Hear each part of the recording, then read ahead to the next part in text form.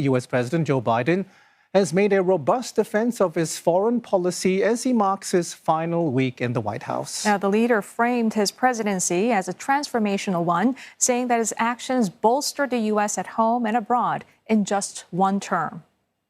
It's clear. My administration is leaving the next administration with a very strong hand to play.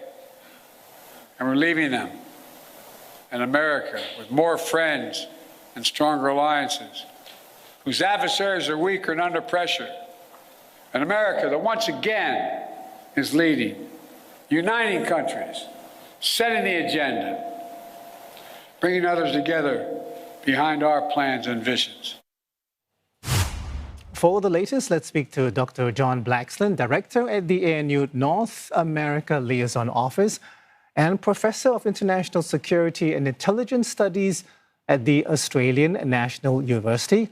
Professor joins us live from Washington, D.C. Good to have you on the show, Professor.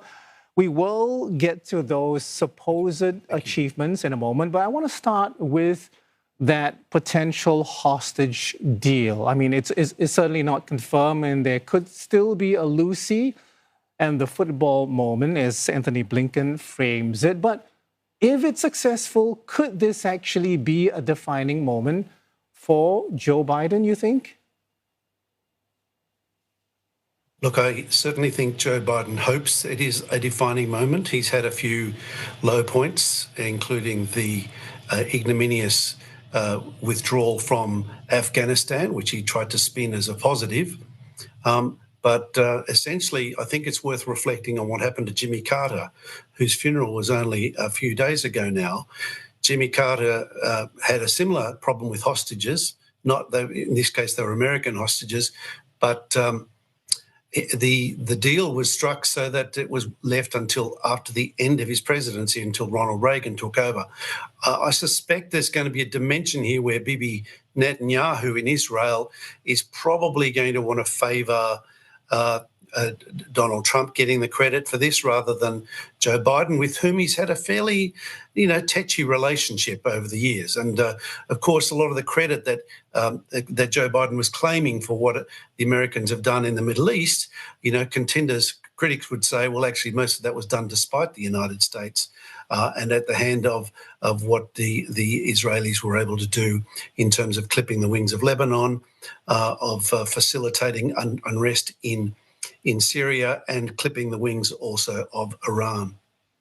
Well, coming back to what Joe Biden's been claiming in terms of handing off a country that's in a better position than the one he inherited from Donald Trump in 2020. I wonder what you make of that assertion. Is he right, or do you feel that it's a bit more nuanced than that? Look, there's always two sides to the story, and it depends on who you ask.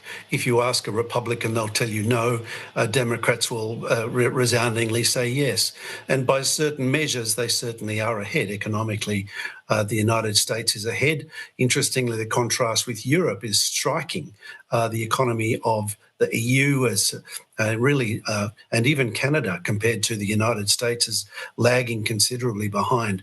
But of course, the main competitor in this field is China, and China's facing significant challenges as well, as is the United States. But there's been a real sense of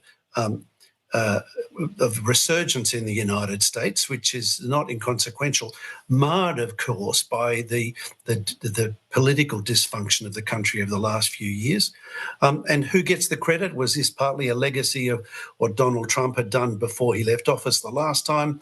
How much of this can Joe Biden truly claim? These are debatable points. Clearly, Joe Biden did implement some policies that have had a positive effect.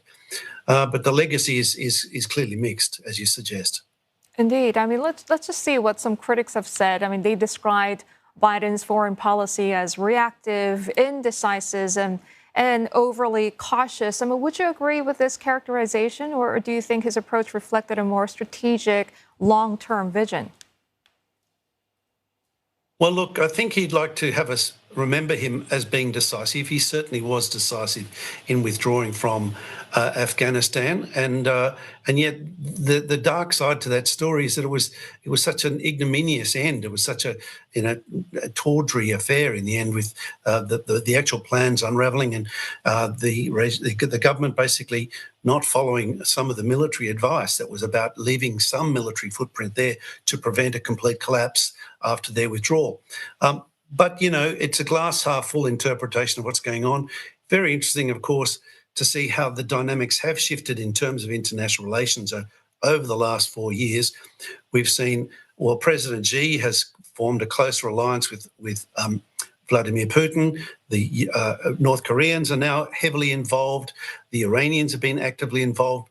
But the situation in Ukraine, which, happened under Joe Biden's watch. This is something that, it can't be a moment of terribly great pride, other than reflecting on the positive dimensions of it, is the support that the United States was able to muster in support of Ukraine after having arguably fumbled the ball to start with. I mean, why did the war break out at all?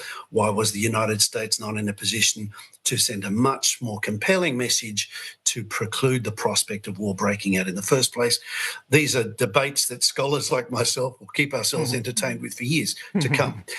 But there's always two sides to the story.